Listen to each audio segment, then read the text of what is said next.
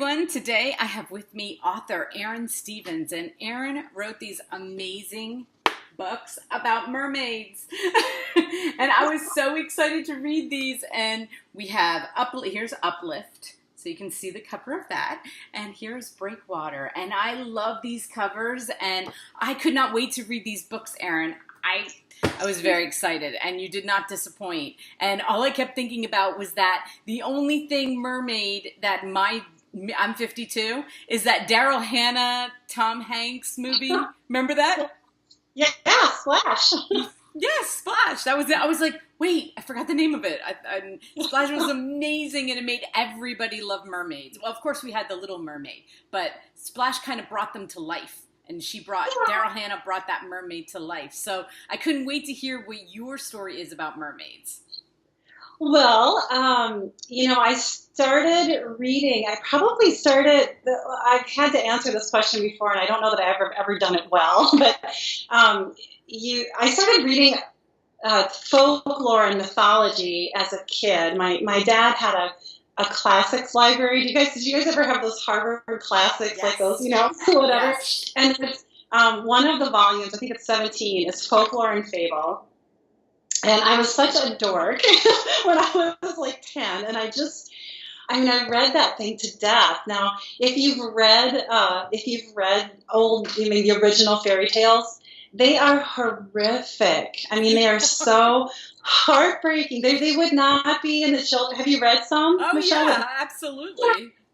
Yeah, so like the red shoes, where the little girl puts these shoes on and dances until her feet fall off and she bleeds to death. Is that happy? Yeah, there we go. And then the little match girl who freezes to death while trying to sell matches. Yeah, and the Little Mermaid, the original Hans Christian Andersen story, is equally heartbreaking. I mean, it's the man that the Little Mermaid falls in love with does not love her back. And on the eve of his wedding to another woman, her sisters sell their beautiful hair to the sea witch to purchase a poison dagger, and she's told if she can plunge the dagger into the heart of the man she loves before the first rays of the sun hit the sea on the morning after his wedding, that she will live. And she won't do it. So she dissolves into sea foam with the first rays of the sun. It's heartbreaking, but she won't sacrifice herself for the man she loves who does not love her back. And I mean, can we not all relate a little bit to that? I don't know. Exactly. And you know what? I don't know that I've ever saw the Little Mermaid. I'm trying to think if I ever did. I have two daughters, and I'm like, did they ever go through? I just don't remember. I don't remember that story, but I'm assuming Disney did a good job with it. So they did. Under the Sea. If you listen to that song, you'll be singing it for the rest of your natural born life. Yeah. I do remember that. And her name was Ariel. Wasn't it Ariel? Yes, Ariel. Yes. Okay. So I do know a little bit about it, but I just didn't see that. But Splash, okay, that movie was so like, everybody was like, oh my gosh, I want to be a mermaid. Like, I want to be Daryl Hannah. And it was funny and it was cute, but it was also like her little quirks and everything were so, like you're like, I want to go in water and have a mermaid tail, Oh, okay. But what I loved about these is that you brought these mermaids to life. Like I have never read a book. Maybe they're out there. I'm not saying they're not, but I haven't ever read a book about mermaids that brought them to life the way your books did. And I really hope that they become I think it should be a show. I was thinking movie, and then I was like, show. I think they should be a show. They're kind of like, they have, you have so many characters, so you have so many rich characters that I think it could be a really good, So we should just tell Netflix and Amazon, they need to get on this. They should. I don't know why they haven't been called yet, Michelle. So yes, someone should totally. No, my hope was to make it, something adult. I mean, I loved the Disney Little Mermaid. I loved that, and I loved the Hans Christian Andersen heartbreaking, horrible, right, hard one. But another thing that motivated me when I was writing them, and I'm now trying to finish the third in that series. I didn't start writing it until I was 42. 43, something like that. I'm 51 now. So I think it was a way for me, thematically that I address women and work and love and how to fit it all in. And, Kate's mom is a single mother, and she's kind of, she's one of the people that she looks at. Anyway, I think that it was a way to just kind of make it about a coming of age for, like, when you reflect back as a woman in modern times, like, how do you make all of this work? Because it's a lot. I don't know. Yeah. I know. So. I really think, like I said, it's like whenever I read these kind of books, I always think movie because I'm a big movie buff and book reader. But I'm thinking TV show because it has so much opportunity to keep going on the, did you ever see Supernatural? Did you ever see that show? I didn't. I'm sorry. Okay, I didn't see it. I heard it. But... That's what it reminds me of, is like endless possibilities of characters, okay? And, their lives, and especially like the interaction with the humans. It was so cool. So what I always thought, in my very little knowledge about mermaids, was that they were eternal. Mermaids are not eternal. Well, no. They only lived about 300 years old. Did you not read? Yeah. I know, it was shocking to me, okay? I was like, I thought they were eternal, but they live a long time, but they are not eternal. So, like, where did you get all your mermaid knowledge? Like, I just started, I looked it up on Wiki because I was like, going to be able to talk to you, and I thought I should get up on my mermaid knowledge, and it was vast, okay? I was like, wow, there's a lot more to mermaids than I even, like, just the what people in different countries believe about them, and there's just a lot of backstory on them. And I was like, how did you narrow it down where, like, this is what my mermaids are going to be like? Well, Michelle, I made it up. I was about to say that I conducted, double-blind studies, empirical research, lots of scientific stuff that went, but no, I just made it up. I will say, no, it just was what I imagined after, when I was trying to think of characters who were, and it's truly paranormal. I wanted it to be more about our lives here, not some, really, I don't think that I would have the skill to do a big, like, Game of Thrones, truly alternative world type thing. So it's paranormal, but yeah. Yeah, who wouldn't want that? And I was thinking before I started reading it, and I went to Amazon, and it was classified as paranormal. But as I was reading it, I was like, okay, well, paranormal light for me. Like, there are writers out there that can go very much more. So I don't believe that that it couldn't be YA in some aspect. Like, I think it could be. Especially the first one. The second one is more, there's the Sylvia, my protagonist in that, or main heroine in that one, is older. She's a business owner. And then in the third one that I'm writing, Maya, Kate's best friend, she gets her own little love story. So, but she's processing a failed marriage and trying to finish medical school, and she's just like, and that's not she's dealing with some more adult issues. But, hopefully it's written enough that I think, any woman coming of age, or who's come of age, or looking at coming of age, so it could be YA. It's just, I don't know. The first one is, though. Yeah, definitely. And you know what? Sometimes what we think are not, like, YA is sort of broad now. Girls are going younger, but then adults are reading them too. I love YA novels, and I'll go to that section. I do. I go to that section at Barnes and Noble to check out all the YA because they are good. They're good stories. So they are stories. Yeah. So okay. So Little Mermaid facts that you've made up. Now we know. But it's pretty cool. I'm sorry to disappoint. It was not scientific. I'm sorry. Okay. No. But I didn't know because there is so much. So I thought maybe you kind of like pick and chose from different countries of different. It's just amazing to me that there is this wide knowledge of, I had no idea. I thought it would be like a 2-paragraph wiki thing. No, it's not. If anybody wants to look it up, there's lots that go on about, a lot of different, way back to history of mermaids and every civilization on the planet has either an oral or written tradition having to do with mermaid sirens. Everyone, which is kind of interesting. And if people want something kind of fun, I don't know, have you seen that mockumentary on Animal Planet, Mermaid: The Body Found? No.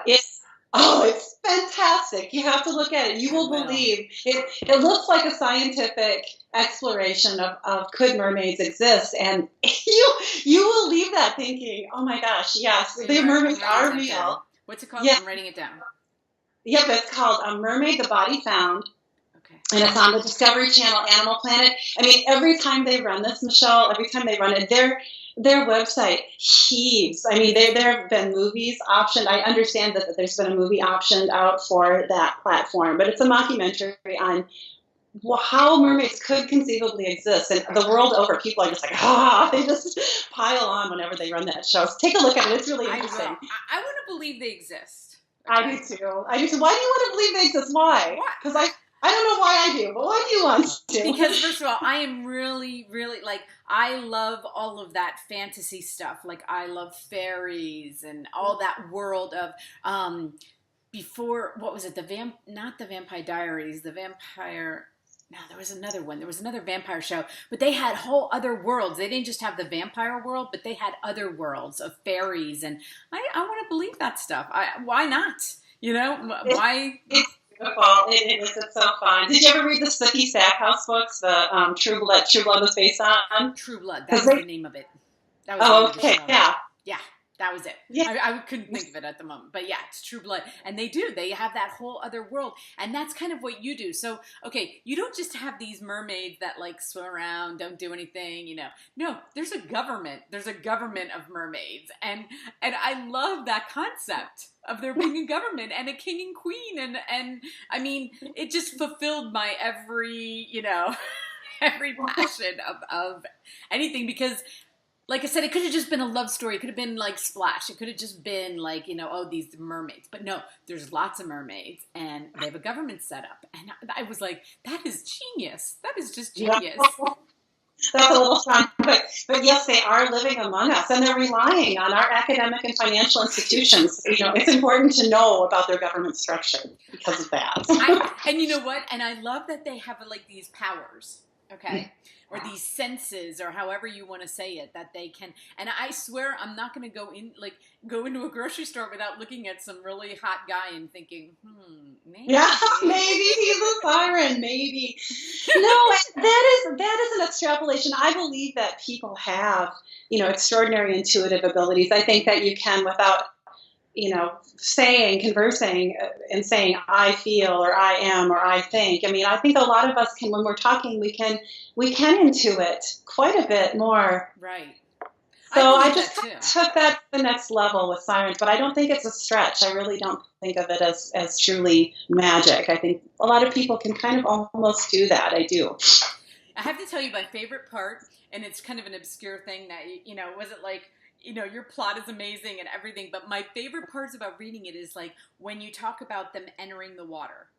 Okay. Yeah. And how they transform, like I'm imagining as I'm reading it, is that it's this quick, like they hit the water, right? And then it's like they quickly, right? They shed their human and start glistening and start, you know, going down under. And I'm like, I don't know. The way you picture, you know, the way you did it several times in the books, I was like, that is so cool to picture them just running through the beach and just diving in. And they try not to make sure that they're not being noticed by anybody, or, you know, that it's very, you know, secretive and everything. Well, thanks. I'm glad that you like that.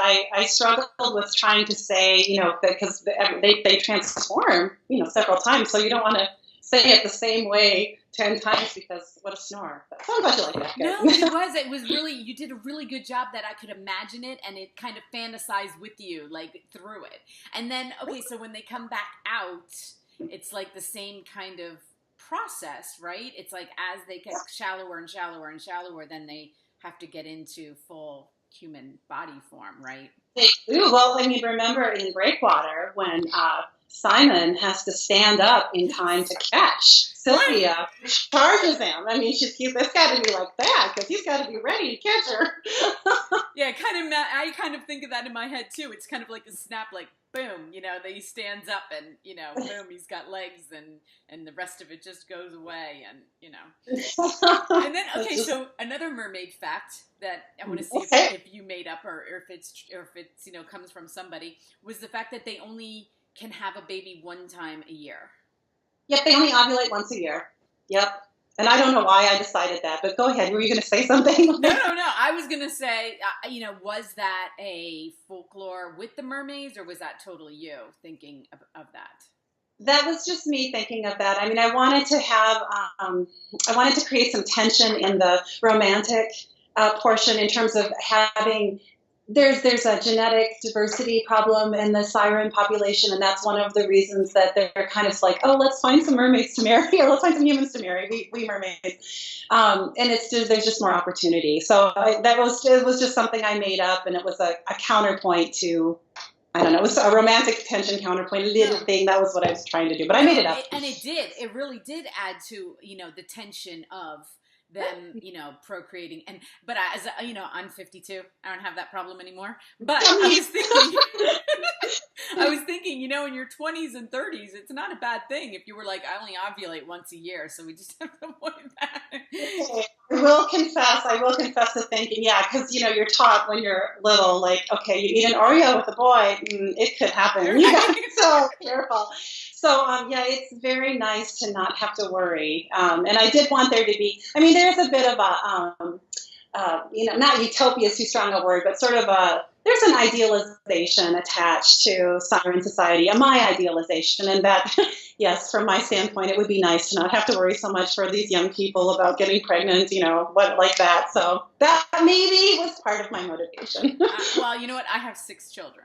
I just have one. Oh no, good for you. That's awesome. So that's why I was thinking that. So amazing. Oh my God, good for you. And you're happy and beautiful. Oh, that's fantastic.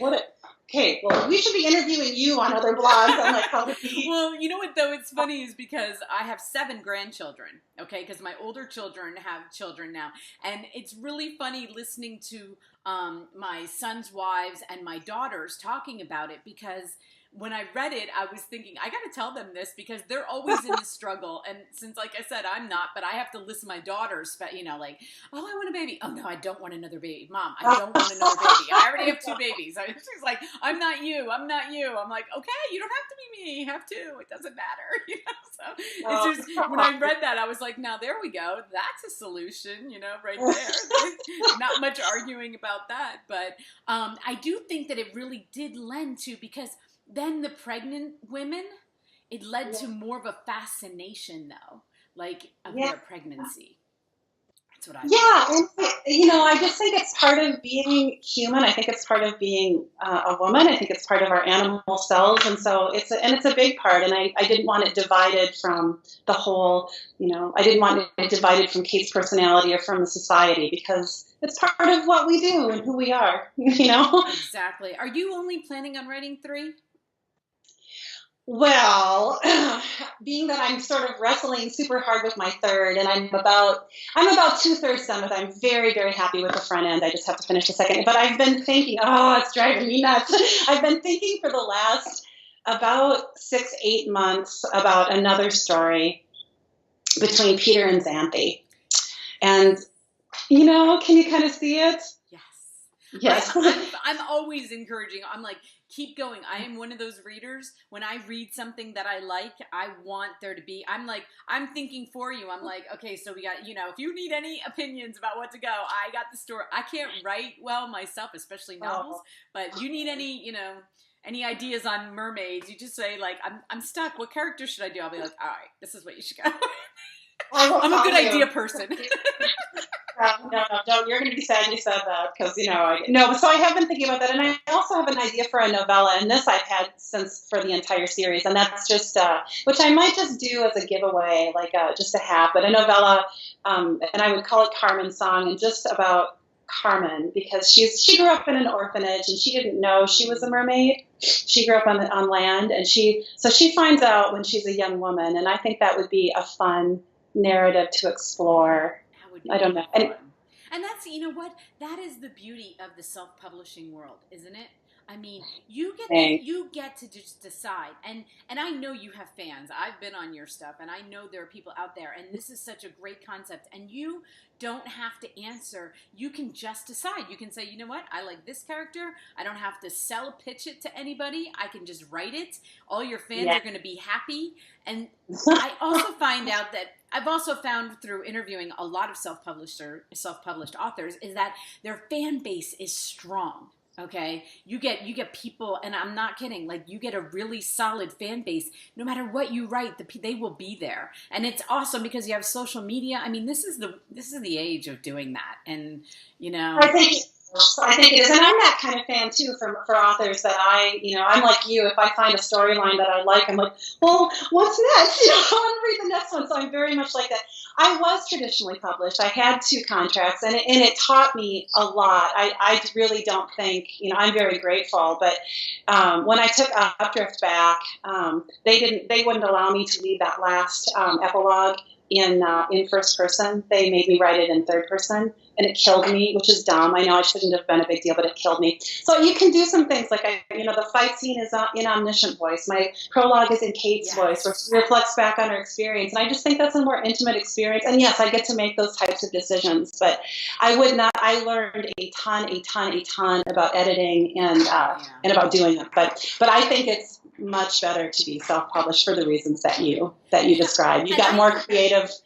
It's more dynamic creatively. You've got more creative control, and that's huge. Right, and there are some authors, I'm not going to put it down. Like, there are some authors that I've read that are published and they're amazing, but I really find like it used to be before that you would see somebody self-published and you'd be like, maybe the story's not good enough or something, and then you start reading, but that's not like that now. Like, people start reading and they realize it has nothing to do with the story. It's the fact that you want creative control over what you're doing.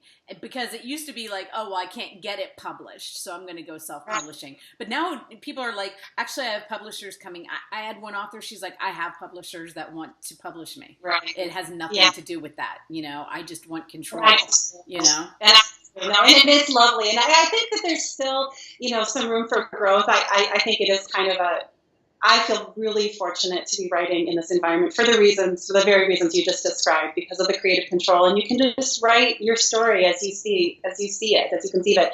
But I do think that in the self-publishing world, there's still, a portion of us who, haven't quite gotten the editing down yet, or something. The stories aren't quite as tight, but there are so many that are great, and I don't think that used to be. So I agree with you. And you know what? Sometimes I read self-published authors that the story isn't that tight, and I love it.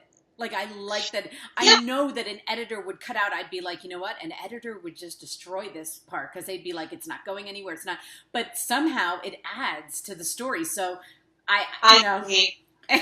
Well, no, I totally agree. I mean, there's one woman who, she's got some really, probably from an editorial standpoint, fantastically written stuff, and stuff that, like you said, an editor would maybe not let fly. And I love all of her stuff because it's so clean. It's just it's just genuine. It just really reaches you, and you're like, yes, this is why I read. And I wouldn't get that from in another venue. So I agree with you. Yeah, it's really, it's like raw. I don't know how to explain it, but I can sense the writer a little bit more. Yeah, it's and it reaches you. It's something. It's compelling because you can feel that it's genuine. It's not myth writing, or this is. Or my dad used to say when I was lamenting, gosh, when I was trying to figure out the craft of writing, like, what am I doing wrong, or am I doing it wrong, or whatever. He would say, well, there's all kinds of ways to do it, honey. Otherwise it would be, here's the book. There would be one. There'd be the book. I like that. I love that. That's awesome. And I have to tell you, since I've been interviewing, you're like my 125th or something like that in 6 months, something like around those numbers. But I went into Barnes and Noble and I picked up a very famous author that everybody would know the name of. And because people are always saying, don't you want to interview people that are really, really famous, like hyper famous? You'd have to go through 10 people to get to them famous. And I picked up their book and had a cup of coffee, and I was like, I'm bored. And I was like, oh my gosh, I have been reading so many books by so many other authors and so many different variety. And I was actually bored by this guy. And I was like, That is really No, weird. No, it is weird. I wrote a blog piece. What did I call it? It's an essay. If you search it up, it's In Defense of Trash is one of them. Yeah, it's in Defense of Trash, and it's talking about reading all kinds of different books. And I had an experience like that too, where my mom has wanted me to read this book, and it's by a critically acclaimed, well-known author, and I should love it. And I look at it and I'm like, And you know what? I know, and you know what? They're going to sell millions of copies of it because of who they are. I mean, that is what's going to happen. But I just have read too much now. I've read too much. I'm not one of those mainstream readers that go into Barnes and Noble, pick the first copy up of on the #1 list. I've read too much, I think. I buy my books online, and I do lots of searches, like on the Goodreads on Listopia lists, and is awesome. And in our forums and those Facebook forums we're all in, because you get some, like, you find readers like us who can say, hey, this one was really great because, or it grabbed me, and you can trust that it's a genuine recommendation, not a sales pitch, and I really appreciate that. And let me tell you, I have started to join those author groups, okay, the ones that they'll let me, because I haven't written anything, but they'll let me if I post my interviews and stuff. And what I love about you guys is how tight your community is.